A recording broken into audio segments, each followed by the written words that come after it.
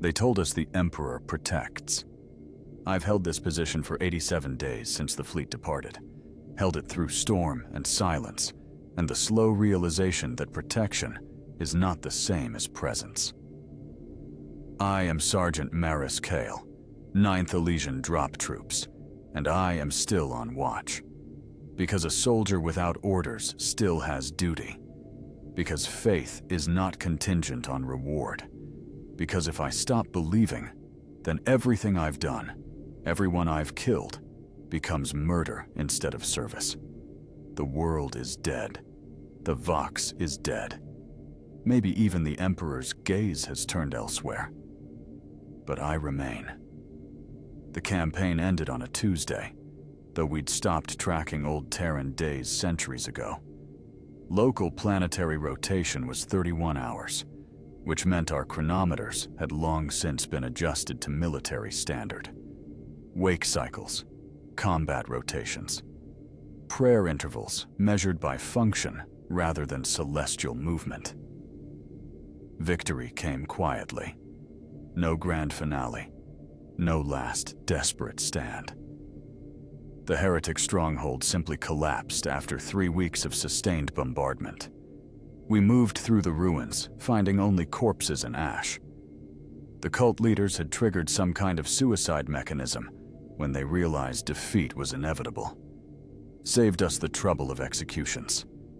Captain Darren transmitted the all-clear to Fleet Command at 1400 hours. By 1600, we received confirmation. Withdrawal authorized. Extraction coordinates transmitted.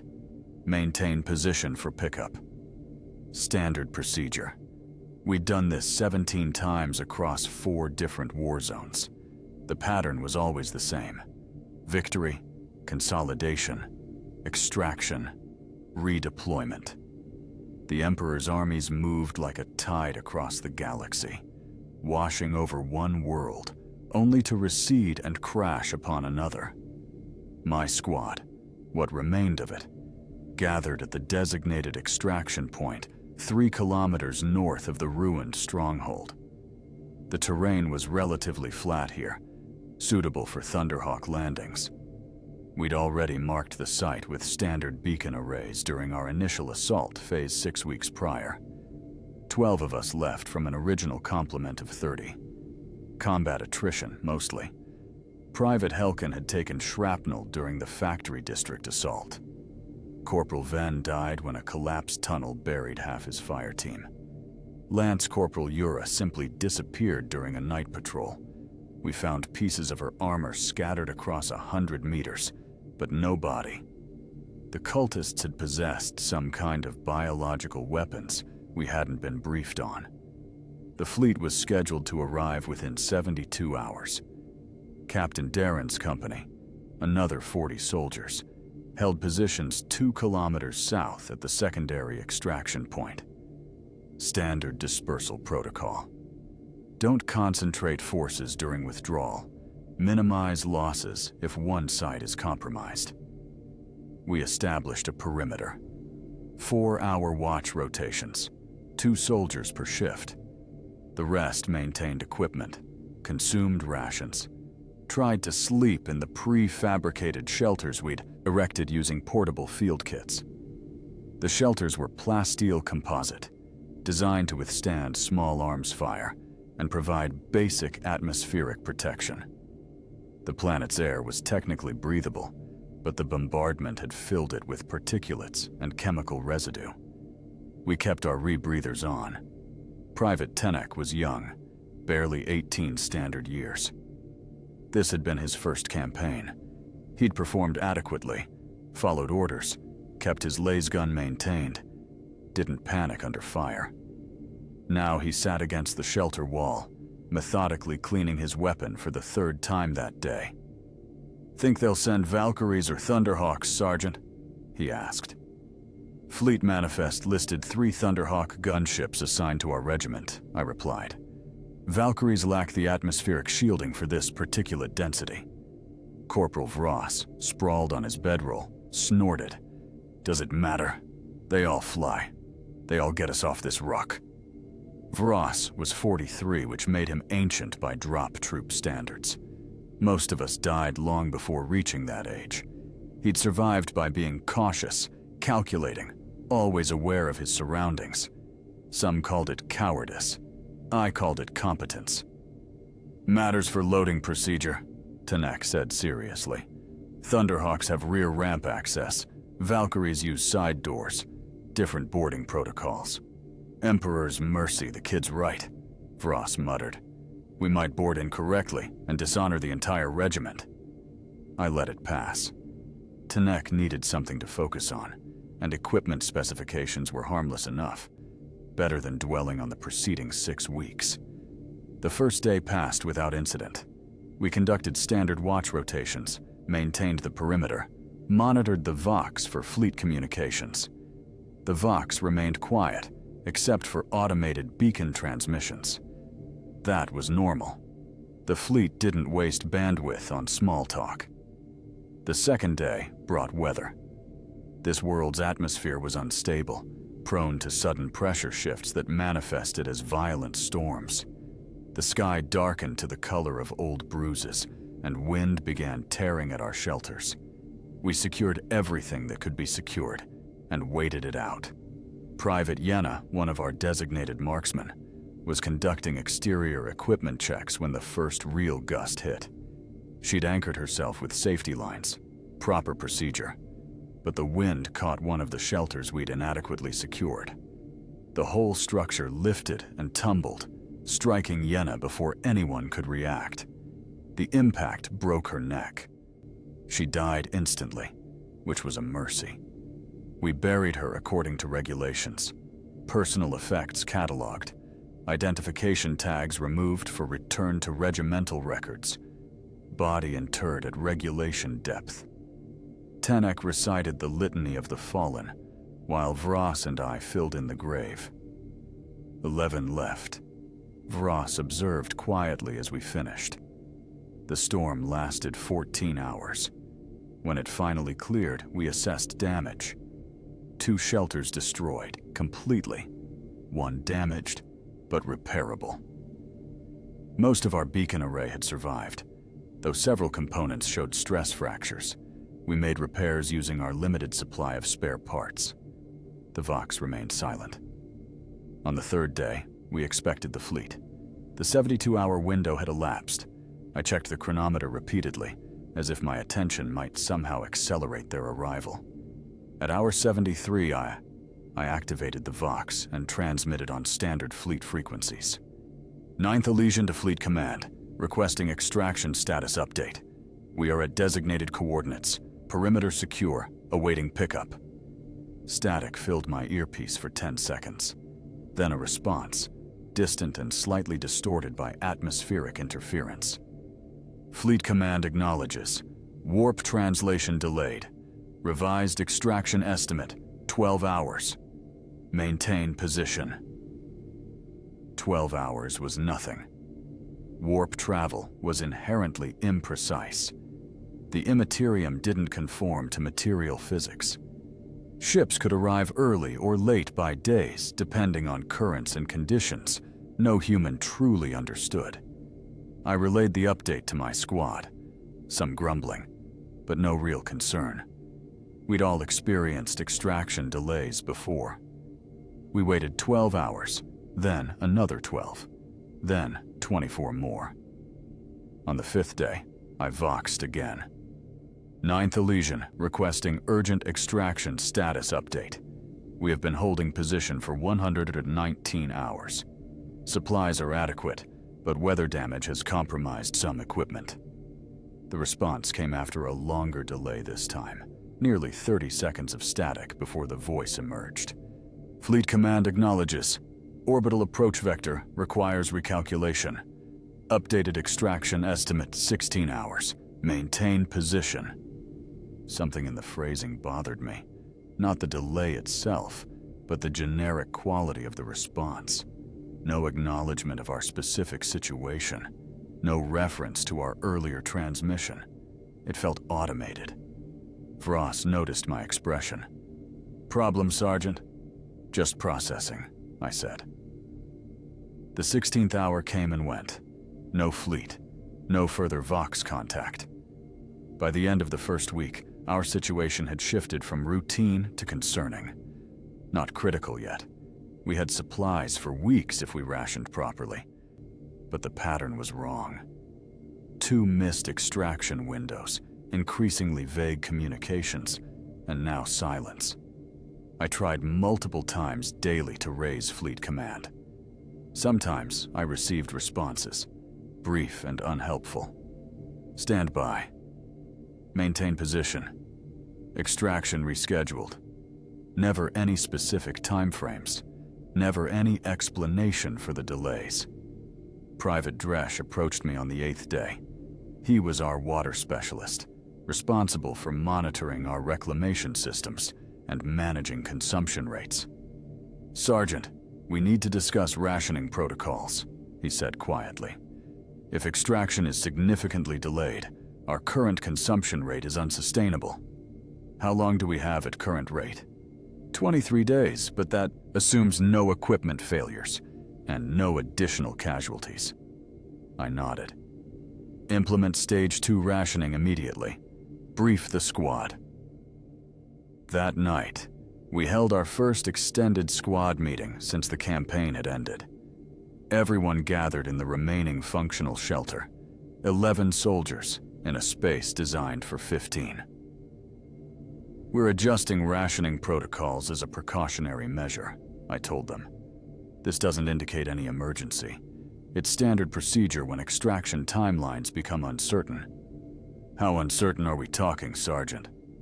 That was Private Helkin, who'd recovered from his shrapnel wounds but still moved stiffly. "Unknown. Fleet is experiencing difficulties we haven't been fully briefed on. Our duty is to maintain position and readiness until they resolve those difficulties." "Maybe we should try moving to Captain Darren's extraction point," suggested Private Yenna. No, Yenna was dead. This was Private Keller. I had to stop making that mistake. "Combine forces, pool resources. Captain Darren's position is 2 kilometers south," I said. "We have no confirmation they're even still there, and moving would violate our orders to maintain this position. We stay." Tennick spoke up, his young voice earnest.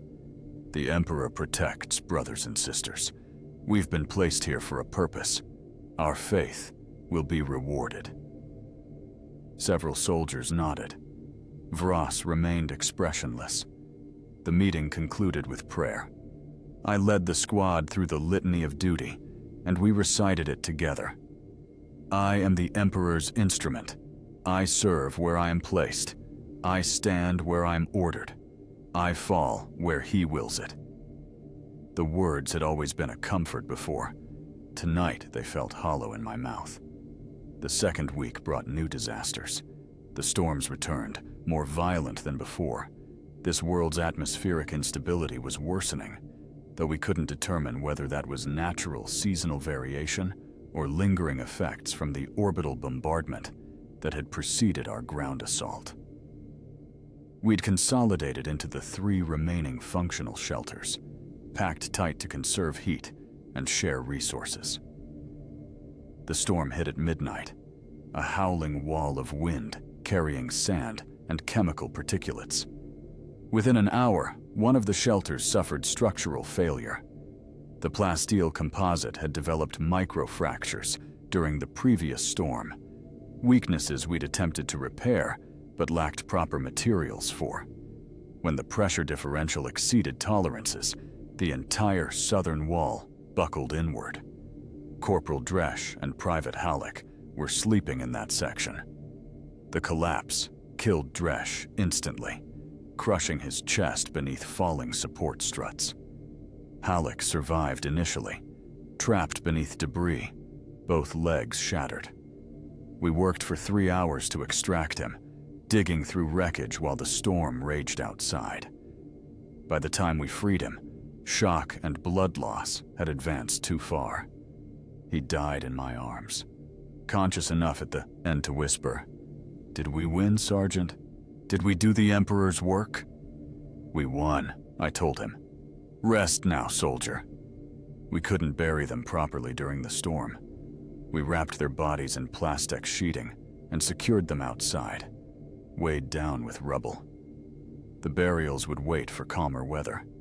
9 of us left. The storm caused additional damage beyond casualties.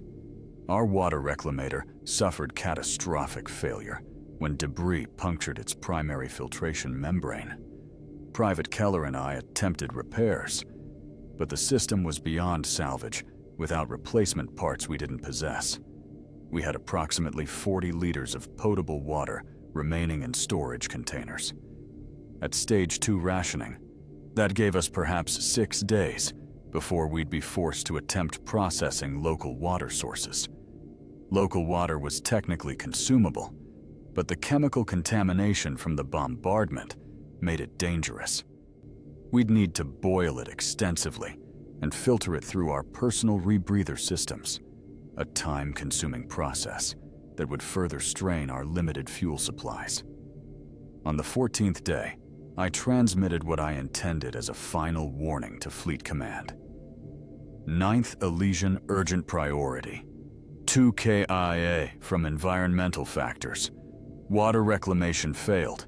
Requesting immediate extraction or supply drop.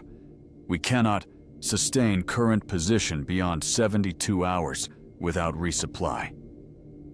The response came 3 hours later. Fleet Command acknowledges your situation. Maintain position. Extraction remains highest priority. Updated estimate pending.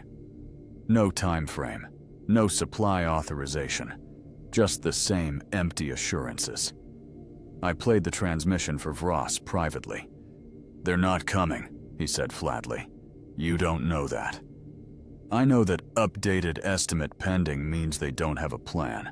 I know that if extraction was actually highest priority, we wouldn't be on day 14 drinking rationed water while our squad dies of exposure. What would you have me tell the others? He was quiet for a moment. Tell them to pray harder, I suppose. That's what you believe works, isn't it? I wanted to argue, but found no words. That night, Tanek approached me during my watch rotation. The young soldier had grown noticeably thinner over the past 2 weeks. We all had, but it showed more dramatically on his already lean frame. "Sergeant, may I speak plainly?" "Always, Private." "Some of the squad are losing faith. I hear them talking when they think I'm asleep. They say we've been forgotten. They say the Imperium doesn't care if we live or die. And what do you say?" "I say we were placed here for a purpose. I say the Emperor's plan is beyond our understanding. I say faith is tested precisely in moments like these, and only the worthy remain steadfast." He spoke with such conviction, such unshakable certainty. I envied him that clarity. "You're right, Private. Keep that faith. The squad needs to hear it." He smiled, saluted, and returned to the shelter. Vross had been listening from his position at the perimeter. When Tanek was out of earshot, he spoke quietly. "You're encouraging his delusion." "I'm maintaining squad cohesion. Those aren't the same thing. They are when faith is the only resource we have in surplus." The 3rd week began with another death. Private Keller succumbed to what we suspected was radiation poisoning, though we had no way to confirm it. She'd been conducting perimeter patrols without proper shielding after her rebreather suffered damage during the shelter collapse. The planet's surface had been heavily irradiated during the orbital bombardment phase, and prolonged exposure was inevitably fatal. She died over the course of 18 hours, vomiting blood and suffering seizures while we tried to make her comfortable. We had limited medical supplies, nothing adequate for treating radiation syndrome. Before she died, she asked me if the Emperor would recognize her sacrifice. "He recognizes all who serve faithfully," I told her. "Even those who die after the battle is won? Especially those." I hoped I was telling the truth. We buried her beside Dresh and Halleck. The grave markers were simple. Identification tags driven into the ground, names and service numbers inscribed on salvaged plasteel. We stood together in the thin, poisoned air and recited the litany of the fallen once more. 8 soldiers remaining. That afternoon, I called another squad meeting. We gathered in the single remaining functional shelter, so cramped now that we sat shoulder to shoulder. We need to discuss our situation candidly, I began. We have been holding this position for 21 days. Fleet extraction has not materialized. Our supplies are critically low. We've lost 4 soldiers to environmental factors. Are we abandoning the position, Sergeant? Helkin asked. No. We were ordered to maintain this position, and those orders stand until countermanded. However, we need to implement survival protocols that may diverge from standard operating procedure. Vross leaned forward. Meaning what, exactly? Meaning we need to locate alternative water sources. We need to establish more robust shelter using local materials. We need to extend our supply timeline by any means necessary. Some of us could try reaching Captain Darren's position, Private Yenna suggested. No, Yenna was dead too. This was Private Merrick. I had to maintain focus. See if they have supplies to share, or if they've received different information about extraction. 2 kilometers across open terrain with our current rebreather supply levels is risky, I said. But it may become necessary. I'll call for volunteers if we reach that point. Tenek raised his hand. Sergeant, with respect, are we certain the Emperor intends us to take such measures? Perhaps this trial is meant to test our faith, not our survival skills. Perhaps we're meant to simply hold position and trust in his protection. Several soldiers shifted uncomfortably. The divide in the squad was becoming clearer. Those who maintained faith that extraction would come, and those who prioritized survival over faith in the Imperium's promises. The Emperor, I said carefully, gave us both faith and intelligence. I believe he expects us to use both. We will maintain position as ordered, but we will also take rational measures to ensure we survive long enough to be extracted. It was a compromise that satisfied no one, but achieved its purpose, keeping the squad unified. That night, Vross and I discussed the situation privately. They're not coming, Maris. He used my first name, which he only did when we were alone, and the situation was serious. You know it as well as I do. I know extraction is delayed. No, extraction is canceled. We've been written off. You have no evidence for that. I have 21 days of evidence. I have 4 dead soldiers who would still be alive if the fleet had arrived as scheduled. I have your own Vox transmissions going unanswered. They've responded with generic, automated messages that could be triggered by any Vox transmission.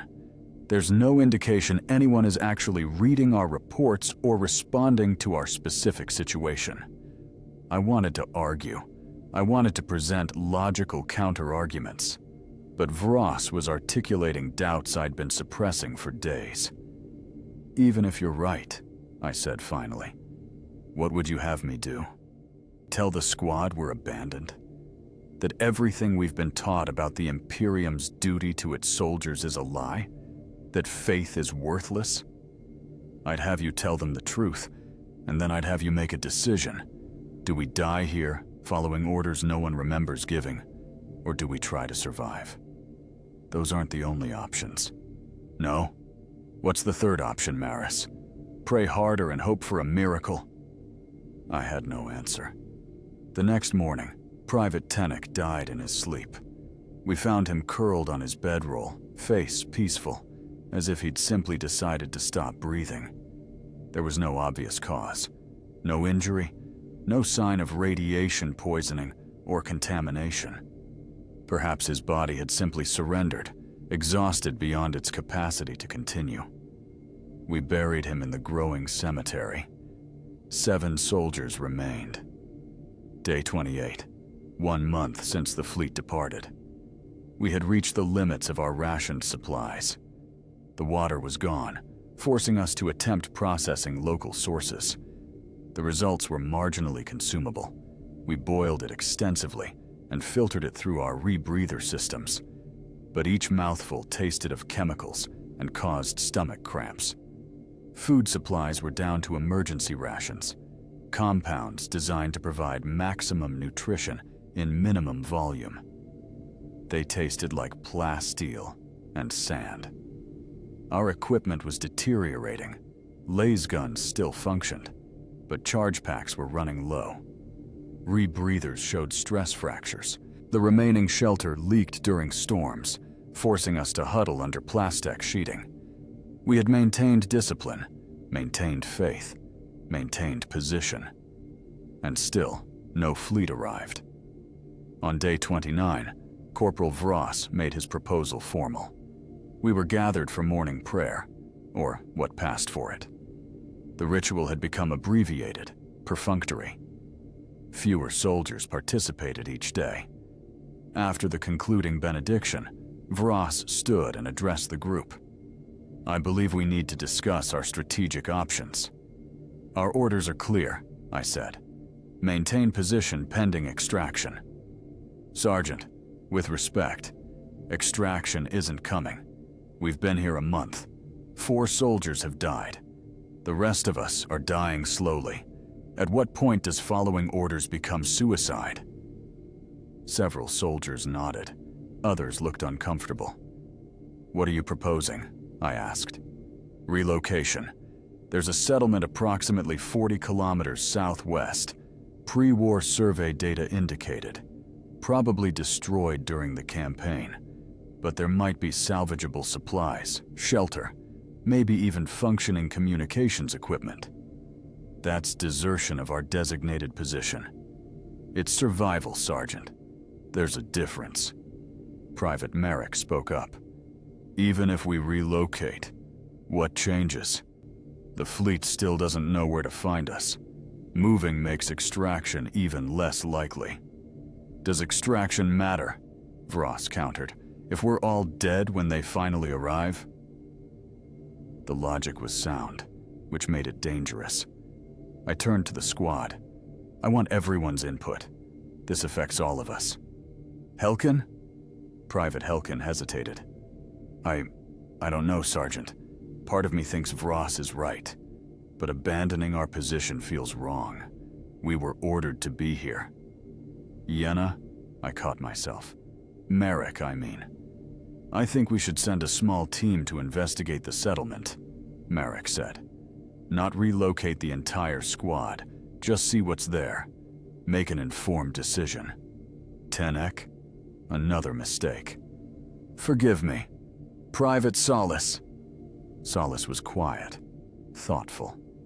One of our oldest soldiers after Vross, experienced enough to understand the weight of the decision. "The settlement is 40 kilometers across hostile terrain," he said finally. "We have minimal rebreather supplies, low water, and we don't know if anything there is even intact. It's a significant risk based on pre-war survey data that might be completely obsolete." "So is staying here," Vross said. "Everything we've been doing is risk management. I'm saying the risk of staying has exceeded the risk of moving." I looked at the remaining soldiers, 7 faces, gaunt and exhausted, looking to me for guidance I wasn't certain I could provide. "We'll put it to a vote," I said. "I know that's not standard military procedure, but our situation isn't standard. Option 1, we maintain current position, continue survival protocols, and trust that extraction will eventually arrive. Option 2, we send a reconnaissance team to the settlement to assess resources and viability. Option 3, we relocate the entire squad to the settlement immediately. 4, Vross added. Option 4, we split the squad. Those who want to maintain position stay. Those who want to relocate, go. Everyone makes their own choice." The suggestion was pragmatic, but profoundly dangerous. Fragmenting what remained of our unit would weaken both groups, and it felt like surrender, an admission that we could no longer function as a cohesive military force. "No," I said firmly. "We stay together. Options 1 through 3 only." We voted by show of hands. Option 1, maintain position. 4 soldiers, including Tenek. Including Solace, I meant. My mind kept replacing living soldiers with dead ones. Option 2, reconnaissance team. 2 soldiers. Option 3, immediate relocation. 1 soldier. Vros. The vote was clear, but unsatisfying. We would stay, but the squad was divided. "Majority holds," I announced. "We maintain position. However, I'm authorizing expanded foraging operations. 2-person teams, increased radius. Search for any salvageable resources. We adapt, but we don't abandon." Vros accepted the decision with visible frustration, but no argument. He understood military hierarchy, even in these degraded circumstances. That night, he approached me privately. "You voted to stay because you still believe they're coming," he said. It wasn't a question. "I voted to stay because those are our orders. Orders from a fleet that's been silent for a month. Orders don't expire when they become inconvenient for us, don't they? At what point does duty become delusion?" I had no answer that would satisfy either of us. He continued. "I've served the Imperium for 22 years, Maris. Fought on 14 worlds. Killed men, women, and Xenos in his name. I believed in it. Every bit of it. The Emperor protects. Duty before death. All the prayers and liturgies. What changed? Nothing changed. That's the problem. The Imperium is exactly what it's always been. A machine that consumes soldiers and moves on. We were useful while the campaign lasted. Now we're not. It's not personal. It's not even malicious. We're just no longer worth the resources required for extraction. You don't know that. Look around, Maris. 4 dead soldiers. The rest of us dying slowly. No communication, no support, no indication anyone even remembers we exist. How much evidence do you need? I need evidence that justifies abandoning my post. I need evidence that justifies telling these soldiers their faith is worthless. I need evidence that the Emperor's protection is a lie." He was quiet for a long moment. "Maybe the Emperor's protection isn't a lie," he said finally. "Maybe it's just not for us." Day 35. 5 weeks. Private Solace died during an overnight watch rotation. We found him at dawn, slumped against the perimeter marker, laser gun across his lap. He'd been dead for hours. The cause was unclear. No wounds, no obvious contamination exposure. Like Tenek, his body had simply surrendered. 6 soldiers remaining. We buried him according to protocol, though the ritual was beginning to feel mechanical. How many graves could we dig before the act lost all meaning? Vros didn't attend the burial. He'd stopped participating in most group activities, maintaining the minimum required interaction for watch rotations and tactical coordination. The division in the squad had moved from ideological to personal. That afternoon, Vros approached me with a proposal. "I'm going to the settlement," he said. "Not asking permission, not seeking approval. Just informing you." That's desertion. Call it whatever you like. I'm not dying here waiting for a fleet that's never coming. Vros? I've given the Imperium everything, Maris. My entire adult life. I've followed orders, killed in his name, died 100 small deaths in service to the God Emperor. And my reward is being left to rot on a dead world, while supply clerks check boxes and move on to the next deployment. You're talking heresy. I'm talking survival. If that's heresy, then maybe heresy is rational.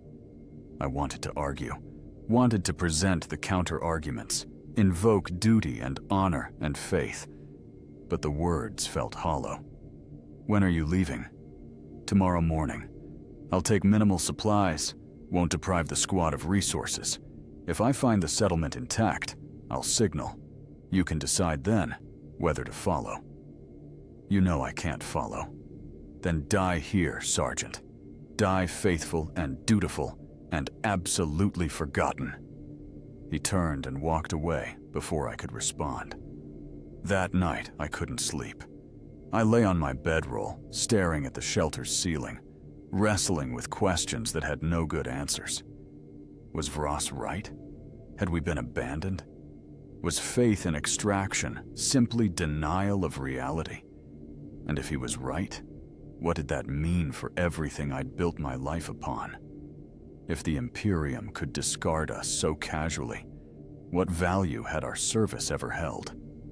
Around midnight, I heard movement outside. I emerged from the shelter to find Private Merrick sitting alone, staring at the stars. Can't sleep, Private? Been dreaming about home, Sergeant. Haven't thought about it in years, but lately it's all I see when I close my eyes. Where's home? Elysium Secundus. Agricultural world, mostly grain production. Boring as the void, but peaceful. Joined the guard to escape it, you know? Wanted glory, adventure, purpose. Found it? She laughed bitterly. Found something. Not sure it's what I wanted. We sat in silence for several minutes. Sergeant, can I ask you something? Merrick said. Off the record. Go ahead. Do you think we'll ever get off this world? The question hung between us. I could give her the official answer, the faithful answer, the answer a sergeant was supposed to give. Or I could tell the truth. I don't know, I said. She nodded slowly. Thanks for not lying. The next morning, Voss prepared to depart. He'd assembled a minimal pack: water, rations for 3 days, his laser gun and 2 charge packs, a navigation compass, and a portable Vox unit. The remaining squad gathered to see him off. There was no animosity, no recrimination, just acknowledgement that he'd made a different choice. Emperor protect you, Corporal, I said formally. He hasn't so far, Voss replied, but I appreciate the sentiment. He turned to go, then paused. Maris, when you realize I'm right, and you will, don't wait too long to act. Don't let faith kill what's left of the squad. Just go, Voss. He left, walking southwest toward the settlement. We watched until he disappeared beyond the horizon. 5 soldiers remaining. The following days passed in numb routine. Watch rotations, equipment maintenance, prayer sessions that grew increasingly abbreviated. We were going through the motions, but the core cohesion had fractured. On day 40, we found Private Merrick dead in her sleep. Same as Solace, same as Tenek. No obvious cause, just exhaustion beyond the body's capacity to recover. 4 soldiers remaining. On day 42, Private Helkin attempted suicide. I found him with his laser gun pressed under his chin, finger on the trigger, whispering apologies to the Emperor. I talked him down, convinced him to wait 1 more day, then another, then another. But I saw the look in his eyes. He wasn't going to last much longer. That night, the Vox crackled unexpectedly. I scrambled to it, hands shaking, desperate for contact. This is Sergeant Kael, 9th Elysian.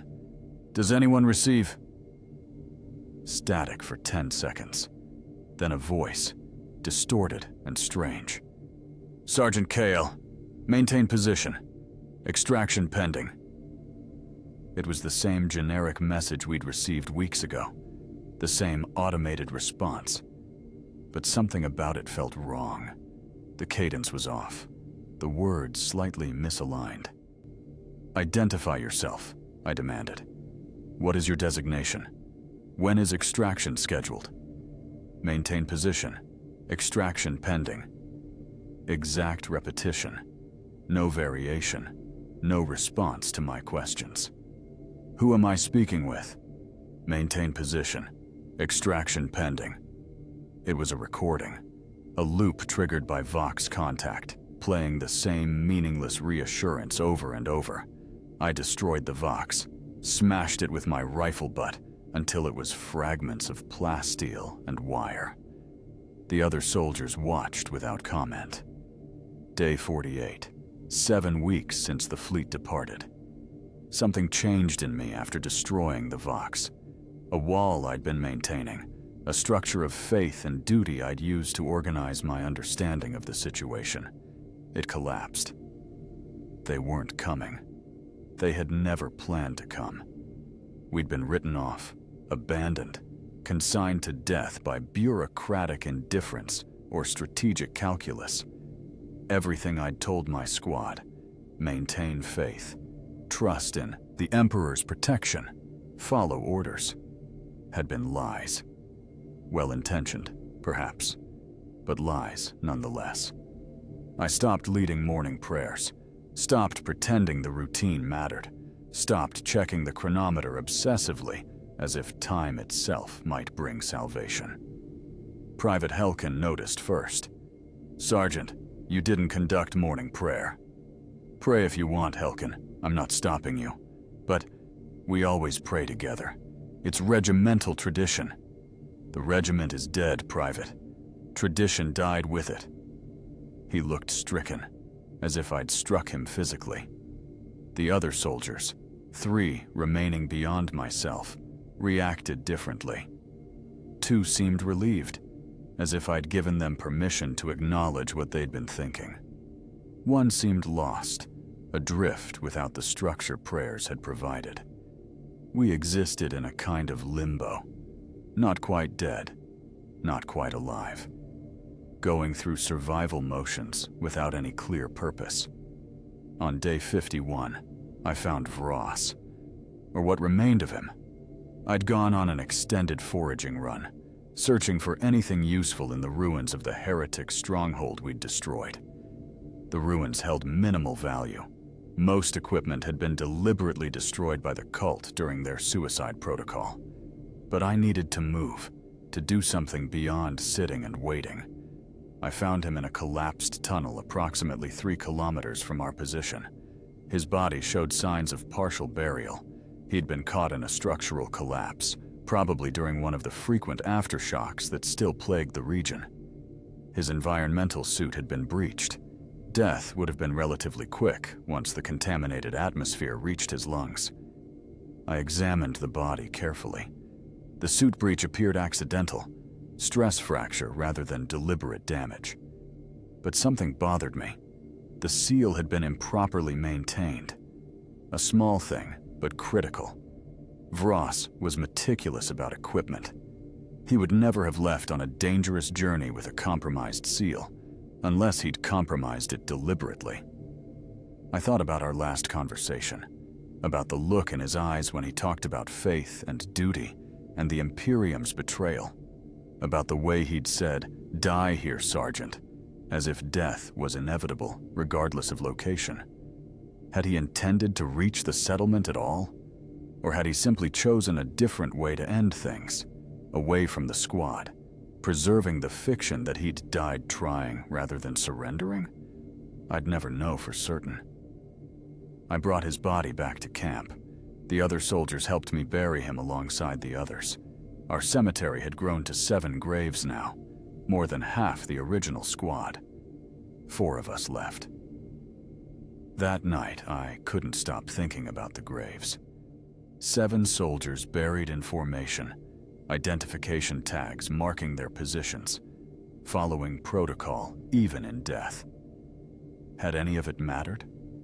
Had their service, their sacrifice, their faith accomplished anything beyond dying slowly on a forgotten world? I knew the official answer. Every soldier's service mattered. Every death in the Emperor's name had meaning. The individual was insignificant, but the collective service of humanity's defenders maintained the Imperium across the galaxy. But here, now, staring at 7 fresh graves, the official answer felt insufficient. Private Helkin approached me during my watch rotation. His movements were slow, deliberate, as if walking required immense concentration. "Sergeant, I need to tell you something." "Go ahead, Helkin." "I don't think I'm going to make it much longer." His honesty was startling. Soldiers didn't typically announce their impending death so matter-of-factly. "You're injured?" "No, just done. I can feel it. Something inside has broken and I can't fix it." "That's exhaustion talking. Rest. Conserve energy." "I'm not asking for help, Sergeant. I'm asking for permission." "Permission for what?" "To stop fighting. To let go." I understood then. He wasn't asking permission to die. He was asking permission to surrender, to stop forcing his body to continue when continuation had become torture. "I can't give you that permission, Helkin." "Can't or won't?" "Both." He nodded, unsurprised. "Then I'll keep going until I can't anymore. Thank you for being honest, at least." He returned to the shelter. I watched him go, wondering how many more days he had. 3 days later, I found him dead. He'd gone to sleep and simply never woken. His face was peaceful. 3 soldiers remaining. Over the following week, I watched the remaining soldiers deteriorate. Not from any specific cause. No injuries, no contamination exposure, but from the cumulative weight of existing in a situation without resolution. We'd been taught to endure hardship, trained to survive under extreme conditions, conditioned to follow orders regardless of personal cost. But we'd never been trained for this. Purposeless survival, faith without vindication, duty without context. On day 63, Private Revan died. Same as the others. No apparent cause, just surrender. 2 soldiers left, myself and Private Hadros. Hadros was 23, quiet, competent. He'd never complained, never questioned orders, never shown any sign of the doubt that had plagued the rest of us. We sat together that night, the only 2 survivors of a squad that had numbered 12 barely 2 months earlier. "Do you think they'll find our bodies?" Hadros asked. "Someday, when another Imperial force eventually comes to this world? Maybe. Will they know we stayed loyal, that we maintained position despite everything? The graves will tell the story. 7 soldiers buried with military honors. That means something." "Does it, Sergeant?" I had no answer. Hadros died 4 days later. I found him at his post during morning watch change, lasgun across his lap, eyes closed, at peace. I was alone. Day 70, 10 weeks since the fleet departed. I buried Private Hadros according to regulations. 8 graves in formation, each marked with identification tags and service numbers inscribed on salvaged plasteel. I stood before them and recited the litany of the fallen one final time. My voice was hoarse from disuse, the words stumbling after weeks of silence. "The Emperor recognizes those who fall in his service. Death is not the end, but the beginning of eternal vigilance at his side. These soldiers served with honor. May they find peace in his presence." The prayer felt empty. If the Emperor recognized their service, he'd shown no sign. If death was merely transition to eternal vigilance, why did it feel so much like abandonment? I completed the burial and returned to the single remaining shelter. Everything was mine now. All the supplies, all the equipment, all the responsibility. I could do whatever I wanted. Abandon the position, attempt to reach the settlement, walk into the wasteland, and let contamination finish what exhaustion had started. No one would know. No one would judge. The squad was dead. The fleet was gone. The Imperium had forgotten us. But I didn't leave. I stayed. Not because I believed extraction would come. Not because I thought duty would be rewarded. I stayed because leaving felt like the final betrayal. A statement that nothing we'd done here had mattered. That faith itself was worthless. I established a routine. Morning watch from dawn until midday. Equipment maintenance during afternoon hours. Evening watch until midnight. Rest during the dark hours, though sleep was increasingly difficult. I conducted the routine with perfect precision. 4-hour watches, exactly timed. Equipment cleaned according to regulations. Prayer at designated intervals, even though I was alone. Someone observing me would think I'd gone mad.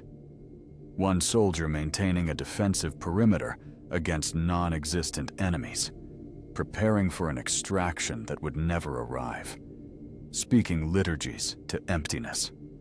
Perhaps they'd be right. But madness and faith look very similar from the outside. Both require commitment to beliefs that evidence doesn't support. Both demand action without guarantee of reward. I chose faith, not because I believed it was true, but because the alternative, accepting that everything I'd done, everyone I'd lost, had been meaningless, was unbearable. On day 73, I conducted formal watch rotation.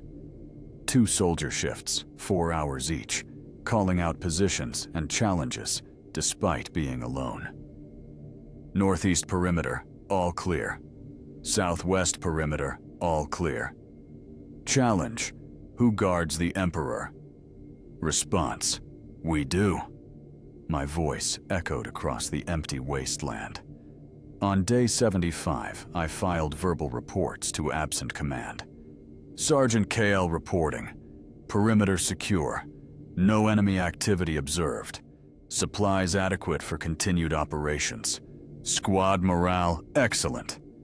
Awaiting extraction. On day 80, I conducted equipment inspection. Lined up 8 laser guns in formation, 1 for each buried soldier, and examined them with meticulous attention. Cleaned each weapon, checked each charge pack, noted deficiencies in an imaginary report. Private Yena's laser gun shows minor scoring on barrel assembly. Recommend armory attention upon return to base.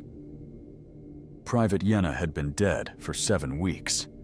On day 85, I held a squad meeting, gathered in the shelter and addressed the empty air, presenting tactical assessments and soliciting input that never came.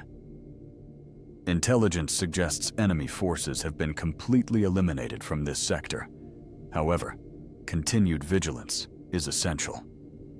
Private Tenek, your thoughts on perimeter expansion? Silence. Excellent analysis, Private. Corporal Vross, you had concerns about resource allocation? Silence. Valid points. We'll implement Stage 3 rationing beginning tomorrow. I knew how this looked. I knew that my behavior would be classified as psychological breakdown if anyone were present to observe it. But maintaining the routine, maintaining the fiction that I was still part of something larger, still serving some purpose, was the only thing preventing complete collapse. The Imperium had built me into a particular kind of instrument. A soldier defined by role, by function, by position within a hierarchy. Remove that context, and I ceased to exist in any meaningful way. So I preserved the context through ritual, through perfect adherence to protocols that no longer served any practical purpose. I was a guardsman. Guardsmen maintained their posts. Therefore, I maintained my post. The logic was circular, self-sustaining, independent of external validation.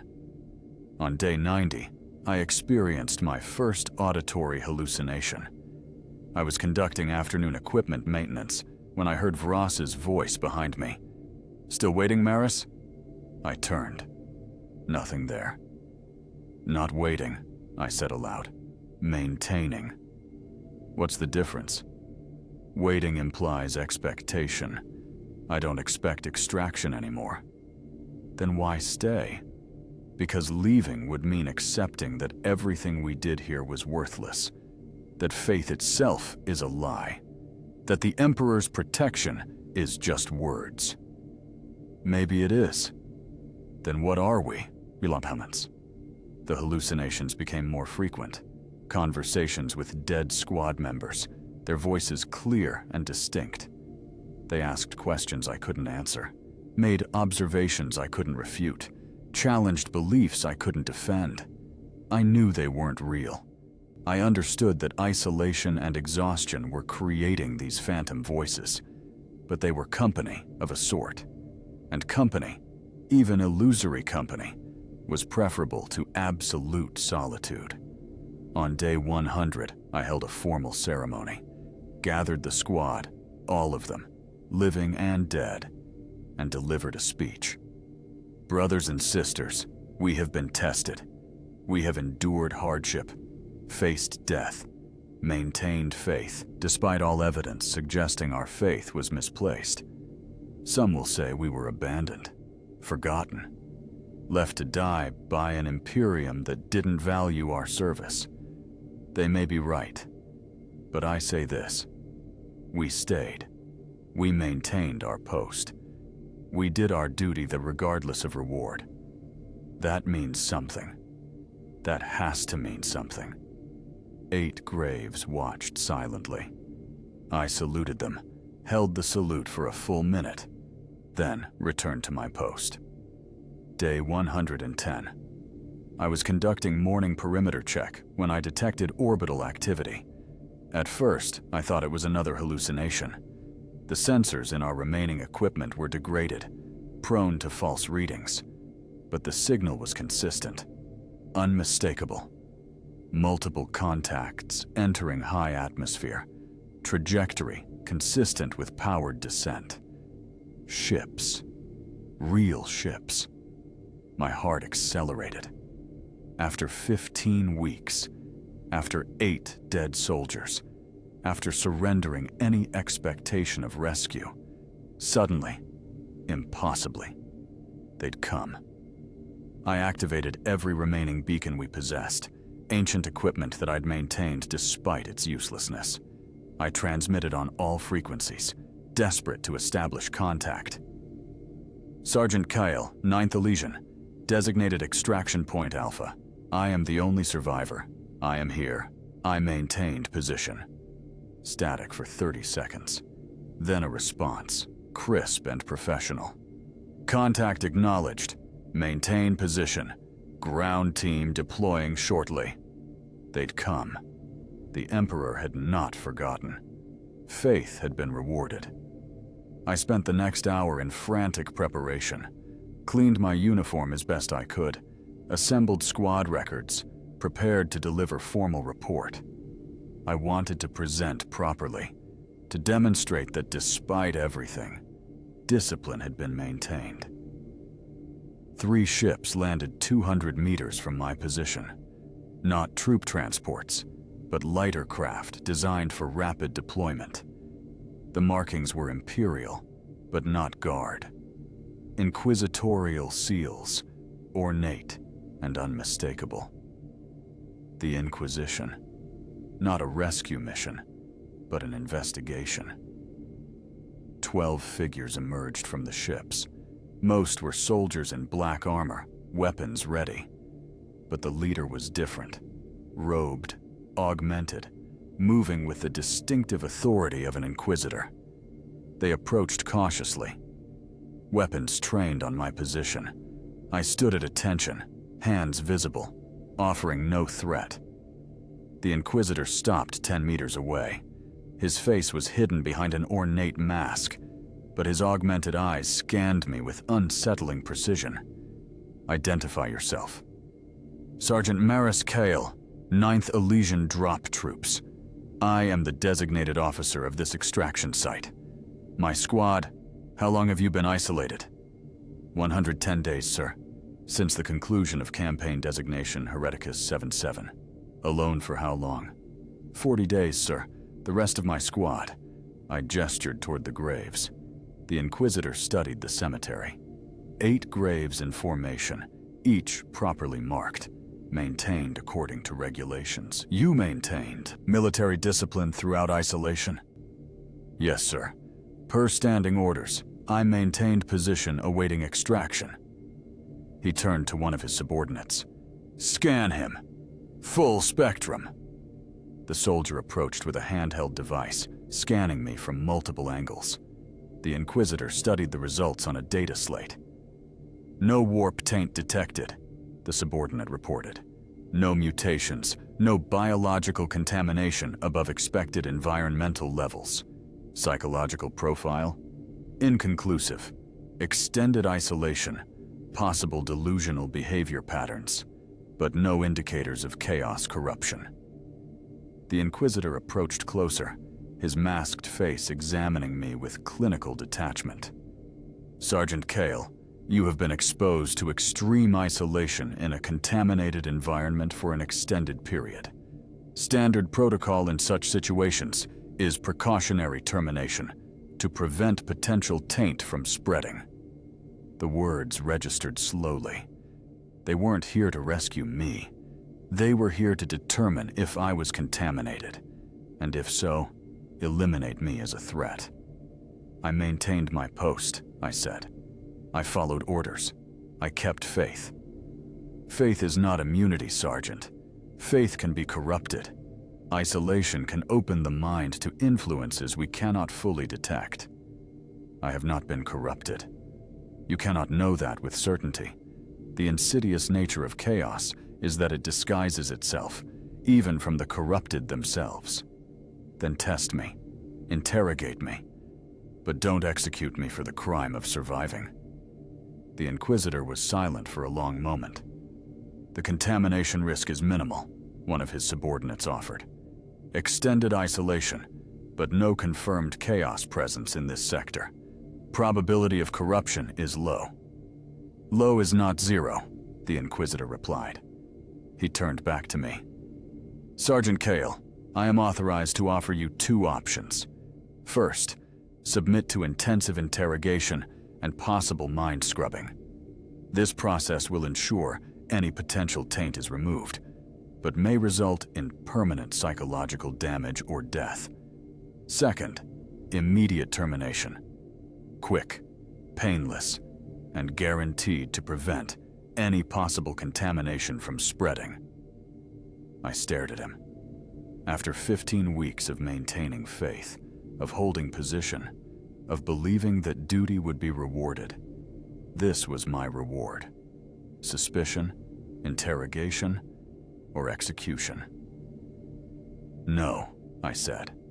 No. I maintained this position because I was ordered to.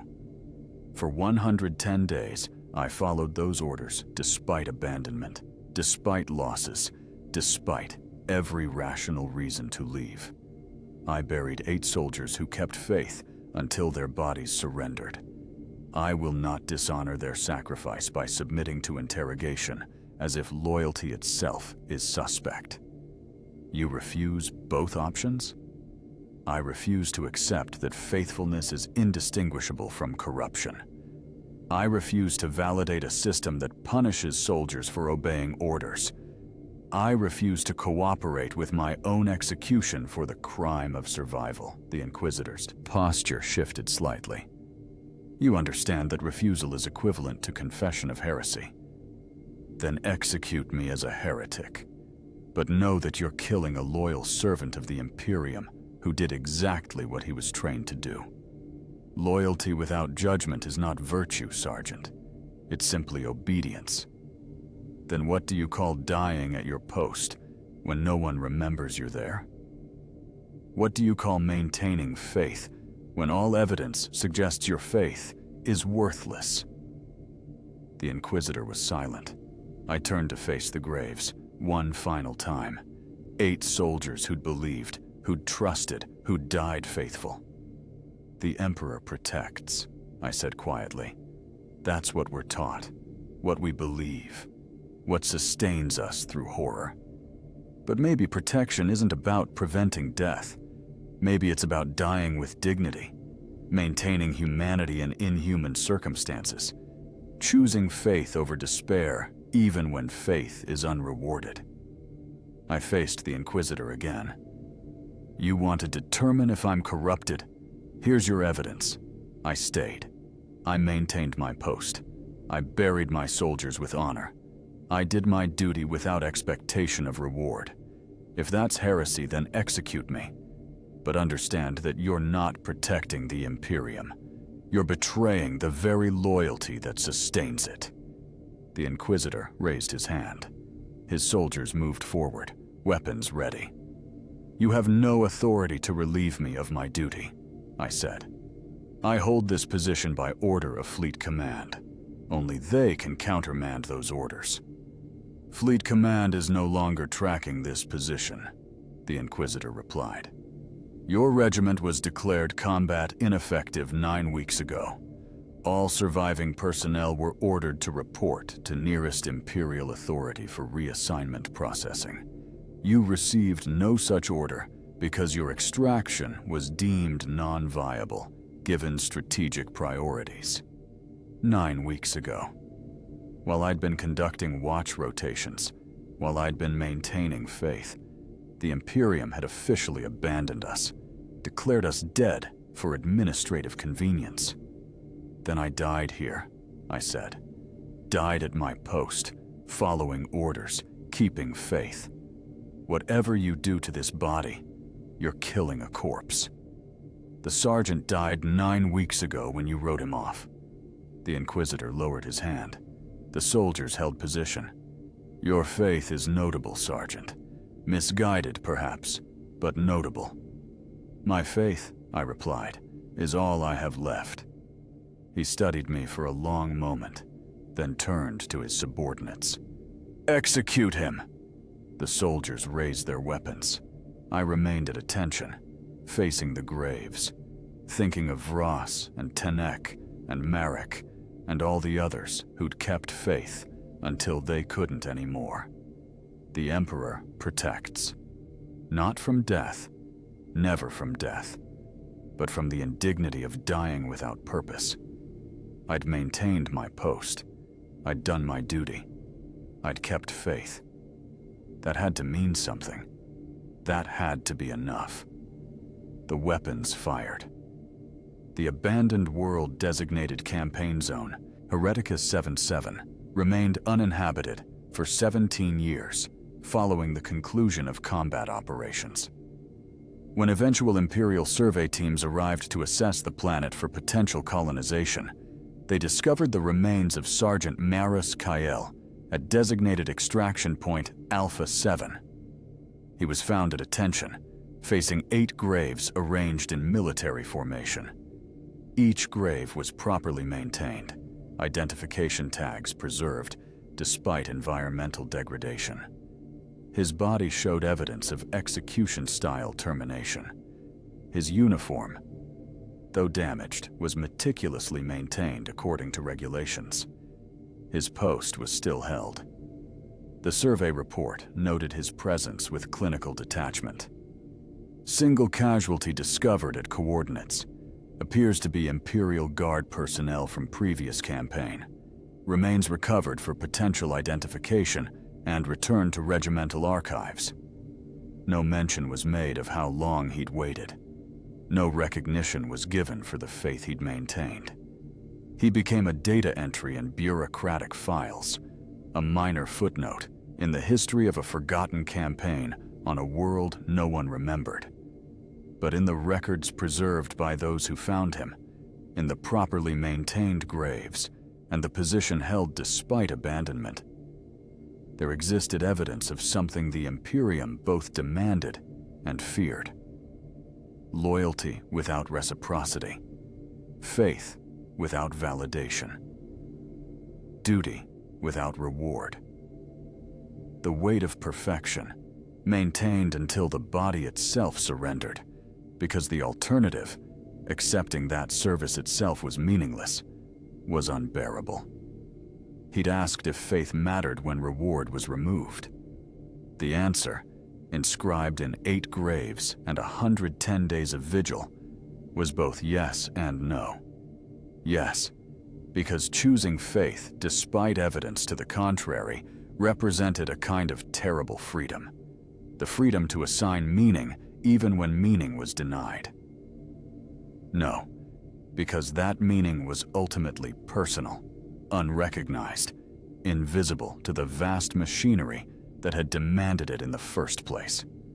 Sergeant Maris Kael held his position until he couldn't hold it anymore. And when they finally came, they killed him for it. In the grim darkness of the 41st millennium, there is no reward for loyalty, no vindication for faith, no recognition for duty performed in silence and obscurity. There is only the choice itself, to maintain meaning in a universe indifferent to meaning, to serve without expectation of service acknowledged, to die faithful in a galaxy where faith itself might be the cruelest lie ever told. He made that choice. 8 graves bear witness, and the void, eternal and empty, offers no comment at all.